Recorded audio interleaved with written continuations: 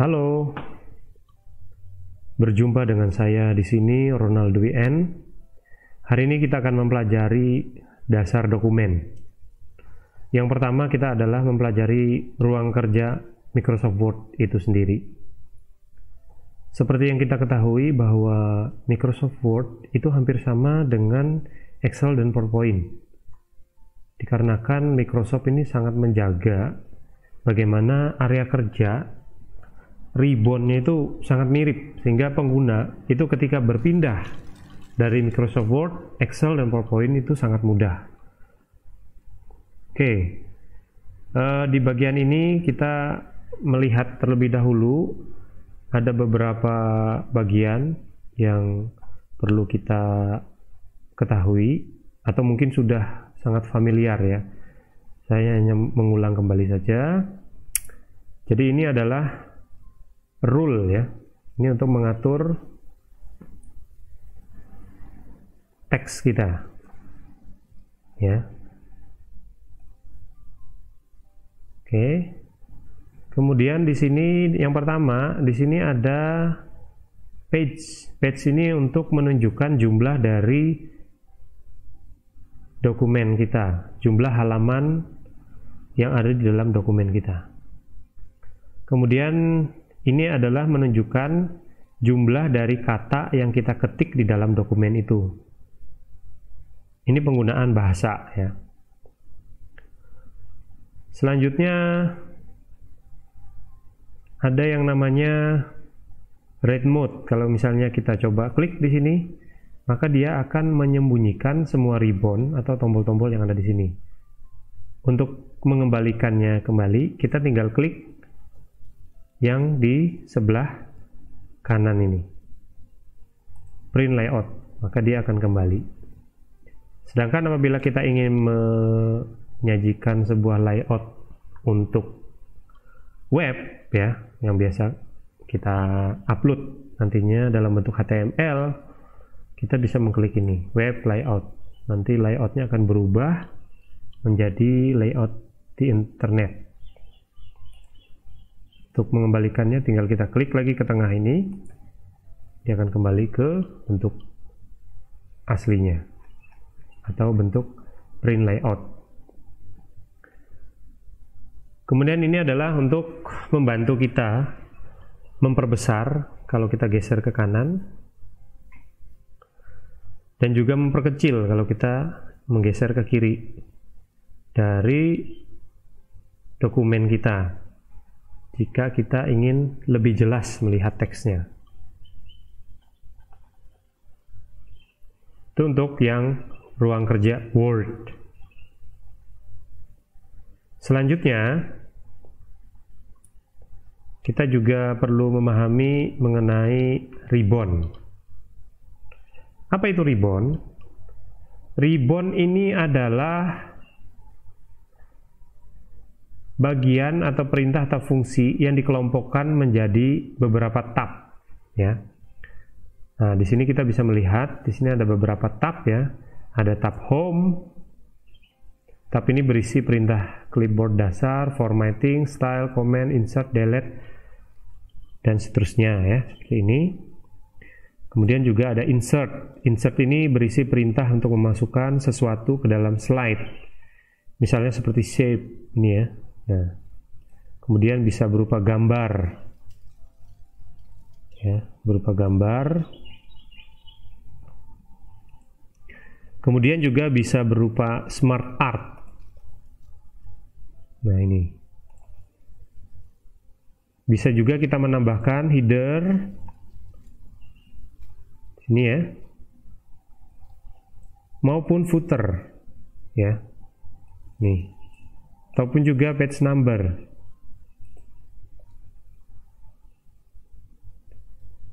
Kemudian selanjutnya ada page layout. Page layout ini berisi perintah untuk mengubah dokumen atau properti halaman maupun layout dan warnanya. Jadi kalau misalnya kita ingin merubah orientasi dari dokumen kita, maka kita memilih orientasi ini. Orientasinya bisa landscape seperti ini, bisa potret, dikembalikan lagi ke fungsinya. Kemudian ada margin, ya, kita bisa custom sesuai dengan keinginan kita, ukuran atas, bawah, kiri maupun kanan.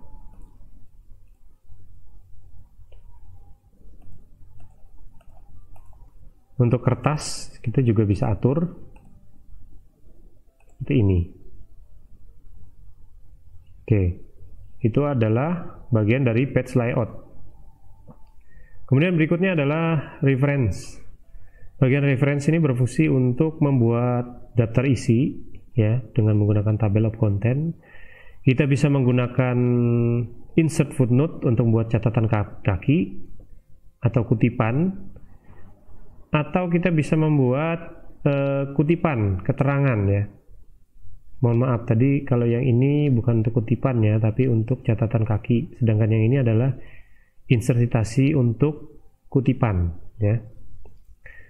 Kemudian selanjutnya di tab mailing, ini adalah tab yang berfungsi untuk membuat satu dokumen yang itu template-nya bisa kita buat menjadi mirip dan secara otomatis menerima database. Jadi kalau misalnya kita ingin membuat sebuah surat yang ditujukan ke banyak orang tetapi dengan hanya satu template, maka kita perlu menggunakan yang namanya mailing ini. Kemudian selanjutnya ada review, ya. The review itu adalah area yang berfokus untuk mengedit, ya, seperti spelling, grammar. Nah, seperti ini, ya. Maka dia akan membaca pilihan kata yang tepat itu yang mana. Kalau kita pilih ini, kita tinggal change, ya. Kalau tidak, kita klik ignore. Nah, dia akan mencari seperti itu. Kemudian ada juga yang namanya view, ya. Nah, view ini mencakup perintah untuk mengontrol tampilan dari slide kita. Jadi kalau misalnya saya ingin menghilangkan mistar ini, maka saya uncheck di sini, dia akan hilang. Selanjutnya kalau misalnya saya ingin membuat sebuah grid lines, ya, jadi untuk membantu kita menarik garis, maka kita bisa memunculkannya dengan mencek di sini. Bagaimana kalau kita ingin membuka sebuah navigasi agar kita dengan cepat bisa memilih atau melompat langsung ke dokumen yang kita inginkan di halaman berapa dalam satu dokumen itu. Misalnya ada 1000 halaman. Nah, kita ingin dari halaman pertama langsung menuju ke halaman 800 misalnya, ya. Nah, kita tinggal buka seperti ini, maka di sini akan muncul, ya, seperti ini. Oke, demikian untuk penjelasan dari ribbon atau tab. Selanjutnya, setelah kita mengetahui ruang kerja dan ribbon, langkah berikutnya tentunya pasti kita akan membuat sebuah dokumen yang baru, ya. Nah, biasanya ketika kita membuka aplikasi Word, sebuah dokumen kosong sudah tersedia, ya, secara otomatis. Contohnya misalnya seperti ini. Nah, new, maka kita akan membuka, ya. Kita akan buka misalnya ini blank, ya, seperti itu. Kita juga bisa mencari, ya, dokumen kita dari ini internet, ya. Kita bisa cari, tapi tentunya harus terhubung ke internet dulu, ya. Jadi dengan menggunakan fungsi search online, maka kita akan memiliki jauh lebih banyak format atau template-template di luar yang sudah disediakan oleh Microsoft Word. Jika kita ingin membuka tampilan halaman kita yang lain, maka kita tinggal membuka di mana dokumen itu berada. Bisa dari komputer, OneDrive, bisa Oke, kita kembali lagi ke awal. Itu cara untuk membuat dokumen yang baru.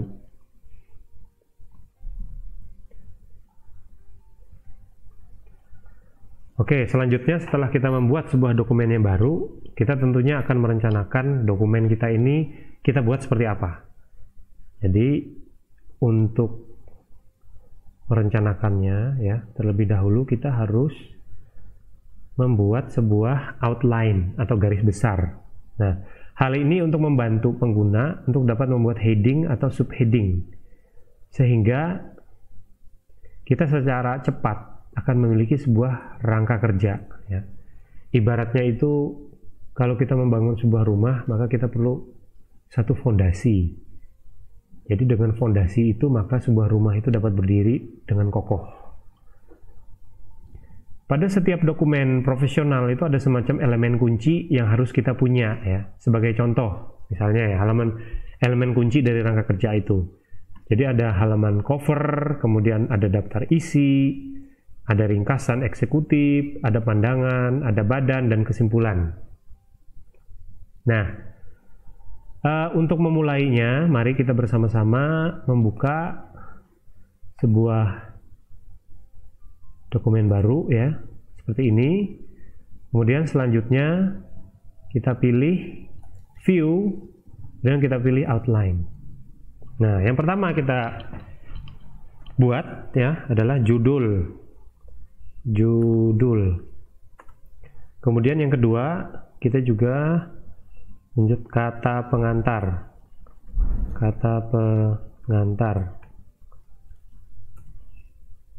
Berikutnya adalah pendahuluan, kemudian bab 1, bab 2, bab 3, bab 4, ya, sampai di bab 4. Oke, kita bisa juga tambahkan di sini kesimpulan dan saran. Nah, sekarang kita sudah mempunyai sebuah dokumen baru yang sudah siap untuk kita isi ataupun kita tambahkan teks-teks yang ada di dalamnya. Perhatikan bagian di atas, ini adalah title di mana judul dari dokumen kita ini. Setelah itu tinggal kita klik close to view. Nah, biasanya di bagian bab 1 ya, bab 1 ini selalu ada outline. Jadi kita bisa menggunakan ini. The mood ya. Sini. Nah. Seperti ini ya. Kalau kita ingin mengembalikannya lagi, kita bisa hilangkan ya. Seperti ini.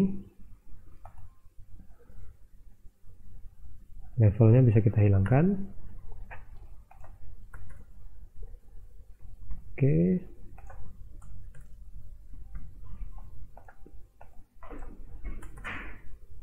Satu. Oke, kita close. Kita akan belajar mengenai bagaimana kita membuat sebuah laporan itu menjadi terlihat lebih menarik begitu ya. Nah, ini ada beberapa bagian. Yang pertama, kita bisa menambahkan bagan ke laporan kita. Menambahkan bagan itu bagaimana? Menambahkan bagan kita bisa klik insert di sini, kemudian kita pilih chart. Nah, di sini ada beberapa pilihan ya. Ada berbentuk pie seperti ini, bar, area, dan sebagainya. Tinggal kita pilih di sini. Itu untuk menambahkan bagan ke laporan kita. Ya, tampilannya seperti ini.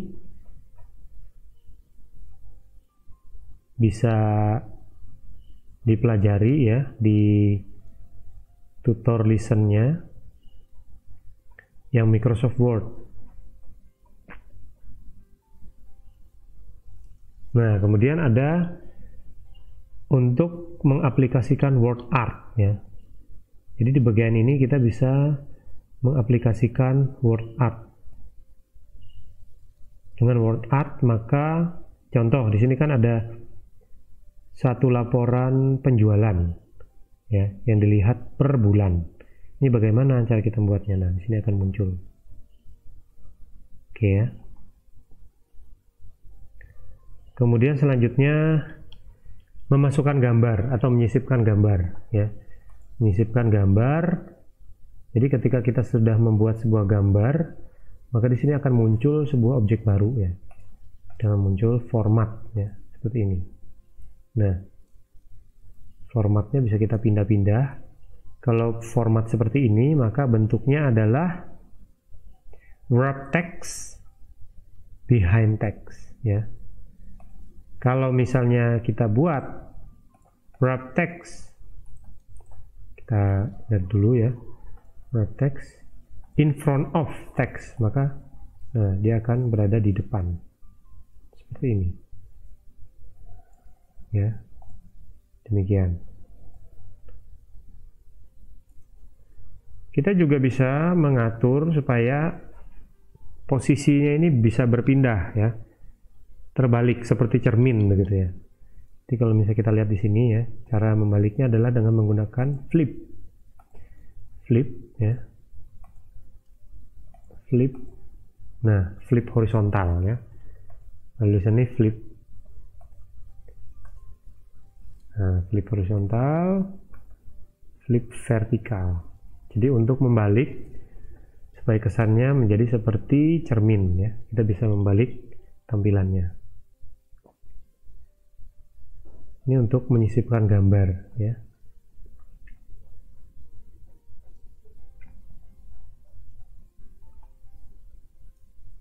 Nah, untuk mempermanisnya lagi, kita bisa tambahkan juga fungsi di insert ini ya, Smart Art ya. Jadi dengan Smart Art, maka referensi visual itu bisa orang lain itu bisa membaca representasi visual yang ingin kita tampilkan, visualnya seperti apa, sehingga informasi atau ide itu lebih mudah ditangkap oleh orang lain ya. Jadi tujuannya sebenarnya memang untuk menyajikan sebuah data dengan cepat ya. Nah, ini adalah database dari Smart Art Graphic ya. Beberapa pilihannya semua ada tersedia di sini. Bisa kita pilih sendiri ya. Oke. Nah, ini akan muncul. Kita tinggal ketikkan misalnya contohnya alam ya. Alam.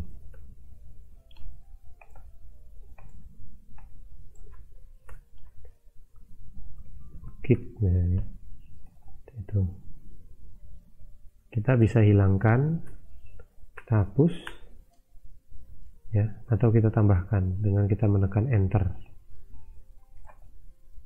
Kita hilangkan, kita klik del ya, maka dia akan hilang. Nah, maka di sini kita akan lihat perbedaannya antara dokumen yang belum disisipkan atau belum dipercantik dengan yang sudah kita percantik ya. Tampilannya adalah seperti ini. Oke, jadi dengan alat dari Microsoft Word ini, beberapa gambar yang sederhana itu bisa kita rubah halamannya dari yang standar membosankan menjadi sesuatu yang menarik ya.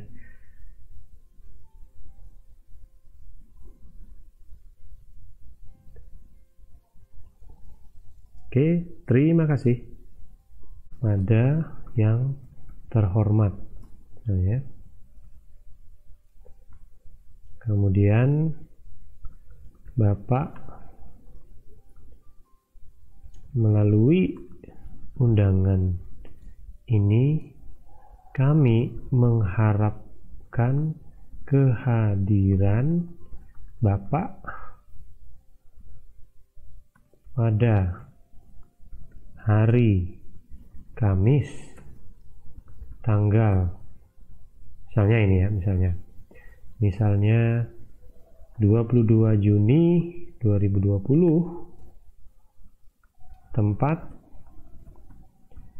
MS Team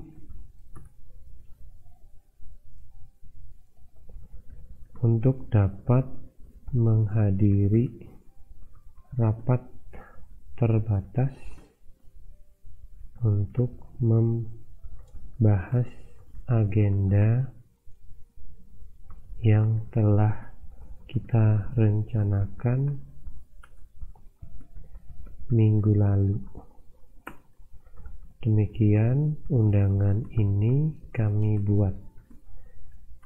Atas perhatian dan dukungannya diucapkan terima kasih. Hormat kami. Hormat kami. Oke, jadi ini sudah ada template. Nah, template ini mau kita terapkan ke beberapa orang. Caranya bagaimana ya? Setelah kita membuat template ini, maka kita ambil bahan lain dari Microsoft Excel. Ya. Kita ambil dari Microsoft Excel.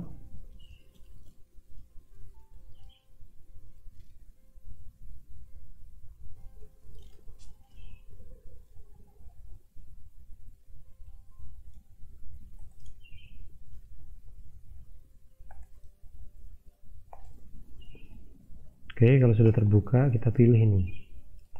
New, kita buka ya. Nah, ini datanya masih kosong ya. Sekarang saya tambahkan di sini nama ya. Nama. Misalnya di sini Ronald DN. Kemudian di sini Wahid, di sini Doni, dan di sini Dion. Oke, ini ada nomor 1, 2, 3, 4, 5 ya. Misalnya di sini alamat rumah ya. Alamat rumah, contoh Jalan Merbabu, Jalan Asia Timur, Jalan Sukses, Jalan Dian, Jalan Dinoyo Raya. Oke, sekarang kita sudah mempunyai database-nya. Nah, database ini kita simpan dengan nama lain apa, begitu ya. Tergantung dari keinginan kita. Misalnya data peserta rapat ya, data peserta rapat, kemudian saya tambahkan di bagian ini ya, saya simpan di dokumen. Oke, ini saya tutup. Setelah itu kita kembali lagi ke mailing ini.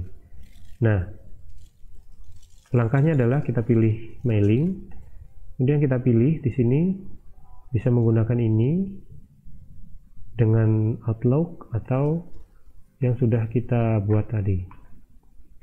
Kita masuk ke dokumen ya. Ke dokumen kita pilih data peserta. Ya. Data peserta ini klik. Maka di sini akan menjadi aktif. Ya. Setelah kita aktifkan kepada yang terhormat, kita taruh di belakang ini, maka kita inputkan insertnya. Nama di sini ya. Kemudian di sini kita tambahkan juga alamat ya. Kemudian di sini kita tambahkan nama, spasi ya, seperti itu. Sangat simpel. Nah, bagaimana kalau kita ingin melihat hasil dari pekerjaan kita tadi? Maka kita tinggal klik di sini chevron ini ya. Klik preview, maka di sini akan muncul ya. Nah, tadi ada berapa datanya? Kan ada lebih dari satu. Kalau di sini itu muncul satu, kita klik dulu di sini, cek error, complete. Maka di sini dia akan memunculkan semua data yang sudah kita buat tadi. Perhatikan di bagian bawah halamannya berubah dari 1 menjadi 5. Kalau saya scroll ke bawah, nah dia akan menyesuaikan dengan nama-nama dari setiap undangan yang kita buat tadi. Ya. Kalau misalnya kita ingin tampilkan semua. Masalah sekarang saya ingin tidak tampilkan semua peserta itu, tapi saya hanya ingin lihat ya. Ingin lihat dari satu halaman ini. Bisa, kita tutup dulu di sini. Save ya. Setelah itu kita klik ini. Nah, sini akan terlihat nama-nama dari orang yang sudah kita buat tadi. Untuk mengakhirinya bisa kita print, kita cetak ya, sesuai dengan yang kita inginkan. Kalau current record ini adalah yang sekarang sedang aktif. Kalau semua, maka semua 5 halaman akan dicetak. Kalau misalnya dari halaman 2 sampai 2 ya. Kalau dari halaman 2 sampai 5 kita klik ini, 2 dan 5 seperti ini. Agar dengan mudah kita mencari recipient, kita bisa klik di sini find ya, untuk mencari penerima dari undangan kita ini. Kita ingin lihat Wahyu misalnya, klik, kemudian kita cari lagi nama lain Dion misalnya, di sini dia akan temukan. Bisa dibayangkan jika data ini lebih dari 500, maka betapa sulitnya kalau kita mencari satu demi satu. Tapi dengan menggunakan find entry, maka kita bisa mencari data dengan cepatnya. Demikian, terima kasih.